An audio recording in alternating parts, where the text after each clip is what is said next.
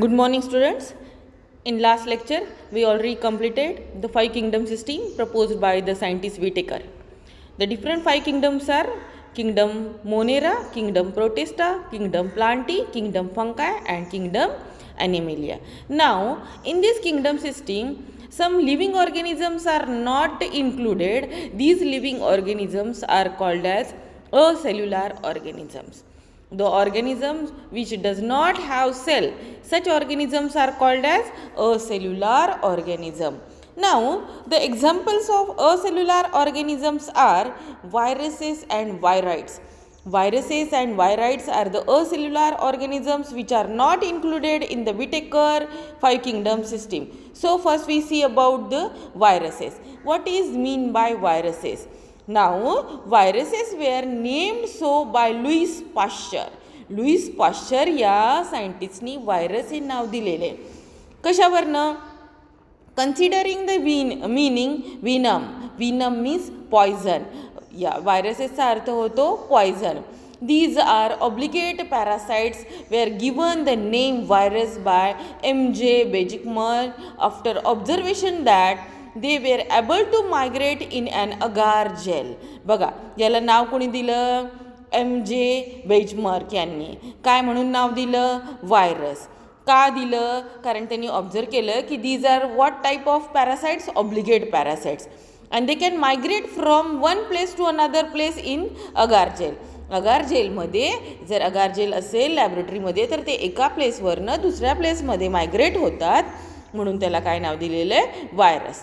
दस being and infectious soluble vivium agent he called the filtrate as contagium vivum fluidum. बघा, हा काय infectious fluid आहे. That's why याला काय म्हणलेलं आहे? Contagium vivum fluidum. It was scientist Stanley who demonstrated that viruses are inert outside the host cell and can be crystallized. बघा, outside the sale, सेलच्या जर बाहेर काढला तर तो काय होऊ शकतो? क्रिस्टलाइज होऊ शकतो. क्रिस्टलाइज म्हणजे हे व्हायरसेस पावडर फॉर्ममध्ये आपण ऑब्टेन करू शकतो. आणि these viruses are made up of what? Protein. कशाने बनलेले आहेत? हे प्रोटीननी बनलेलं स्ट्रक्चर आहे, त्याला म्हणलेलं आहे व्हायरस. व्हायरसेस कॅरेक्टर्स बघू. Viruses lack their own cell machinery. व्हायरसेसमध्ये स्वतःची सेल मशिनरी नसते, कारण these are acellular organisms.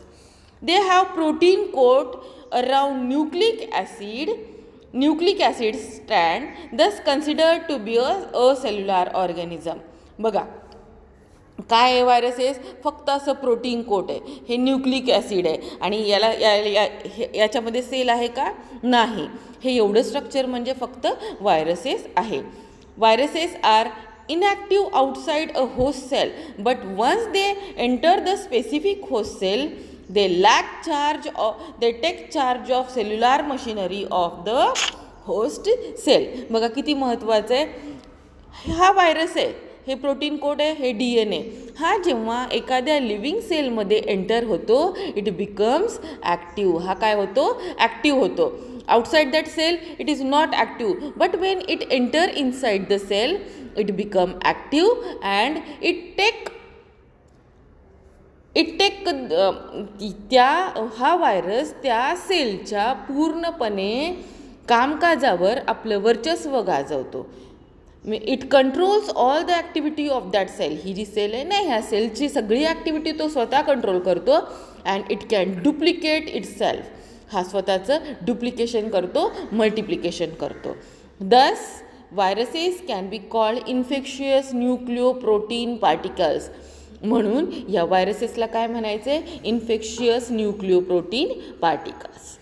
So these are some characters of the viruses. Now next about the types of viruses. बघा, आपण टाईप्स ऑफ व्हायरसेस बघू. आता viruses are classified into different types on the basis of presence of genetic material. बघा, हे जे protein coat आहे, ह्या protein कोडमध्ये DNA आहे का RNA आहे, याच्या प्रेझेन्सवर व्हायरसेसचं वेगवेगळ्या ग्रुपमध्ये क्लासिफिकेशन केलेलं आहे. Virus contain either DNA either RNA.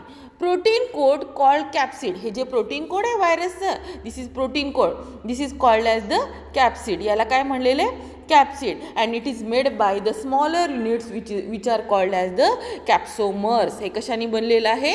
कॅप्सोमर्स. Capsomers are arrange in a polyhedral or helical forms. बघा हे कशाच्या फॉर्ममध्ये अरेंज केलेले? लाईक दिस, polyhedral. Poly means many, many head आहे त्याला, हे म्हणून पॉलीहेड्रल फॉर्म्समध्ये अरेंज केलेलं आहे. Capsid protects genetic material. हे कॅप्सिड काय आहे? बाहेरच्या साईडला आहे. Capsid being towards the outside, it protects the inner genetic material. त्याचं फंक्शन काय आहे?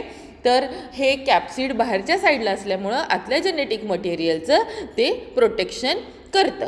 नाव नेक्स्ट, द जेनेटिक मटेरियल. आता जे हे जेनेटिक मटेरियल आहे, the genetic material in virus is either single stranded RNA. काय काय आहे? हे RNA आहे.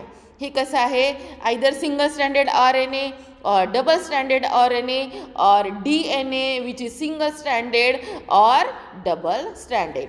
बघा कोणकोणते जेनेटिक मटेरियल असू शकतं? RNA DNA असू शकतं, RNA सिंगल स्टँडर्ड असू शकतं किंवा डबल स्टँडर्ड असू शकतं, DNA सिंगल स्टँडर्ड असू शकतं किंवा डबल स्टँडर्ड असू शकतो. इथे एक टर्म दिलेली आहे बॅक्टेरियोफेज. बघा, bacterio for bacteria and phages for virus. The virus which infects the bacteria. जे बॅक्टेरियाला इन्फेक्ट करतात अशा व्हायरसला काय म्हणलेलं आहे? Bacteriophages. These bacteriophages have double stranded DNA. ह्या बॅक्टेरियोफेजेसमध्ये डबल स्ट्रँडेड DNA आहे as a genetic material. Viruses cause, next, viruses cause disorders like leaf curling, yellowing, mosaic formation etcetera in plants. बघा प्लांट्समध्ये हे व्हायरसेस काय कोणकोणते डिसऑर्डर देऊ शकतात? लीफ कर्लिंग, लीफ कर्ल होतात लाईक दिस, असे गुंडाळे जातात. त्याचबरोबर लीफ येलो होतात, येलोईंग ऑफ द लीफ. त्याचबरोबर मोझॅइक फॉर्मेशन, याच्यावरती स्पॉट्स होतात आणि फंगस लाईक स्पॉट्स असतात. All these are due to the infection of the virus. Now you have heard of foot and mouth disease in animals.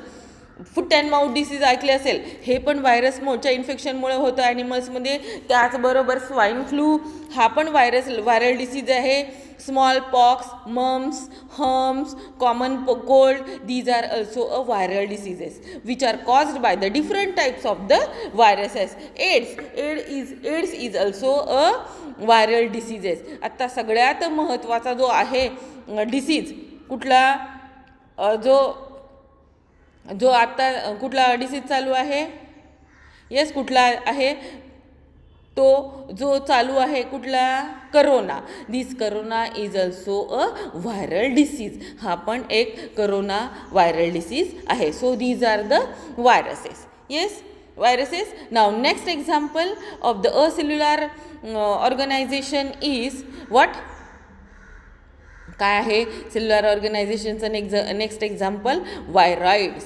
बघा आता viroids बघू आपण. व्हायरॉइड जर बघितलं, these are also a cellular organism. हे पण काय आहेत? Acellular organism. आता नेमके हे कशाने बनलेले आहेत बघा. Potato spindle tuber disease was found to be caused by a single strand RNA which lacks protein coat.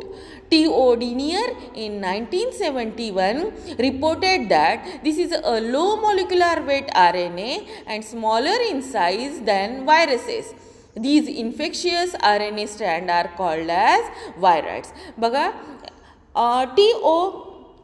डिनियर या नावाच्या सायंटिस्टनी असं ऑब्झर्व केलं की पोटॅटो स्पिंडल ट्युबर डिसीज हा जो आहे, it is caused by only a single strand of DNA.